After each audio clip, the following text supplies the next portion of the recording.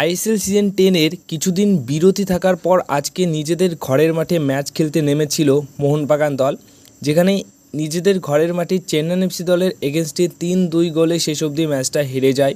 শুরুতে প্রথম হাফে 1-0 গোলে এগিয়ে যায় জনি কাউকোর করা গোলে। সেখানে 29 মিনিটের মাথায় দুর্দান্ত একটা গোল ছিল, তার ওয়ার্ল্ড ক্লাস একটা গোল ছিল। তো ফার্স্ট হাফে 1-0 গোলে লিড নিয়ে মাঠ ছাড়ে। সেকেন্ড হাফে যখন শুরু হয় তখন কিন্তু 70 মিনিট অবধি মোহনবাগান দল খুব ভালো পারফরমেন্স করছিল। সেখানে ভিনসি ব্যারেটো কিন্তু চেন্নাই এফসি দলের হয়ে বেশ আক্রমণাত্মক ফুটবল খেলতে শুরু করে সেকেন্ড হাফে, এবং তার জন্যই হয়তো চেন্নাই এফসি দল এই ম্যাচটা জিততে পেরেছে, কারণ তার সুযোগ তৈরি করে দেওয়ার পরে কিন্তু চেন্নাই এফসি দল দুটো গোল করতে পেরেছে। একটা কর্নার কিক থেকে গোল এসেছে, একটা জর্ডান মারে 73 মিনিটের মাথায় তিনি যে গোলটা করেন সেই গোলটার পরেই কিন্তু চেন্নাই এফসি দল মোহনবাগান দলকে অনেকটা চাপে ফেলে দেয়। তো সব মিলিয়ে যখন 2-1 গোলে ম্যাচটা হারতে বসছিল তখন কিন্তু 90 মিনিটের পর গিয়ে 6 মিনিটের যে অ্যাডেড টাইম, সেই অ্যাডেড টাইমে অবশ্যই পেনাল্টি পায়। হ্যাঁ, সাদিকেও কিন্তু একটা পেনাল্টি আর্ন করে, সেখানে পেত্রাতস 92 মিনিটের মাথায় পেনাল্টি থেকে 2-2 গোল করে। তো সেই অবধি ম্যাচটা ড্র হচ্ছিল, কিন্তু একদম শেষ মুহূর্তে গিয়ে 97 মিনিটের মাথায় যে মোহাম্মদ ওয়াদওয়াইট রয়েছে চেন্নাই এফসি দলের ইন্ডিয়ান স্ট্রাইকার, তিনি কিন্তু গোল করে। হ্যাঁ, সেখানে মোহনবাগান দলের ডিফেন্সের অনেক বড় ভুল ছিল। যেখানে ম্যাচটা 2-2 গোলে ড্র হতো, সেখানে কিন্তু একদম শেষের দিকেও আক্রমণ করতে গেছিলো বা গোল করার জন্য একদম অনেক প্লেয়াররাই উঠে গেছিলো। সেখানে ডিফেন্সে কিন্তু খুব বেশি ম্যান ছিল না।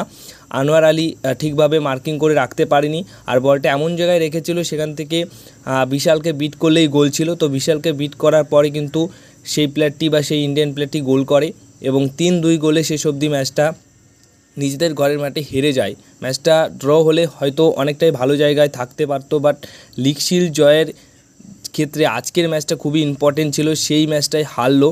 প্রথমত ম্যাচটা জিততে পারতো, পুরোপুরি 3টে পয়েন্ট পেতে পারতো, কিংবা একটা পয়েন্টও পেতে পারতো, কিন্তু শেষ মুহূর্তে যে এইভাবে অঘটন ঘটে যাবে মোহনবাগান দলের সঙ্গে, সেটা কিন্তু কেউ আশা করেনি। কিন্তু অঘটন ঘটে গেছে। আজকে শুরুতেই প্রথম ধাক্কা হয়, সেটা হচ্ছে ডাগ আউটে ছিলেন না হাবাস। তো হাবাস না থাকার ফলে প্রথম মোহনবাগান দল হাবাসের আন্ডারে, হাবাস না থাকায় ম্যাচ হারলো, তাও আবার নিজেদের ঘরের মাঠে।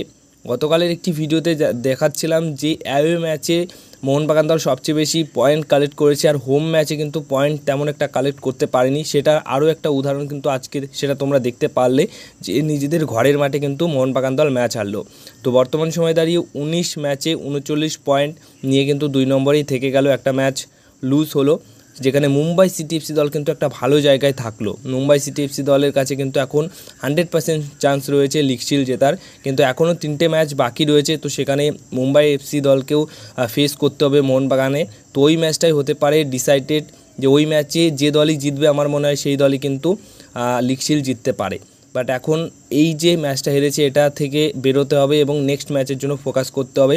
আর আজকের ম্যাচে বিশাল কায় তো কিন্তু যথেষ্ট ভালো খেলার চেষ্টা করেছে, কারণ জর্ডান মুরির একটা দুর্দান্ত সেভ কিন্তু তিনি দিয়েছিলেন, ওখান থেকেও গোল হতে পারত। আর বিশেষ করে চেন্নাই এফসি দলের হয়ে সেরা খেলেছেন দেবজিৎ মজুমদার। বাঙালি গোলরক্ষক দেবজিৎ মজুমদার কিন্তু যেভাবে সেভ একের পর এক সেভ দিয়ে গেছে, তাতে করে ম্যাচটা তার নামেই ছিল। মোটামুটি কিছু কিছু ইন্ডিভিজুয়াল প্লেয়ারের নামে ছিল, যারা চেন্নাই এফসি দলের হয়ে খুবই ভালো পারফরমেন্স করেছে। তো মোহনবাগান দলের ব্যাড লাক আজকে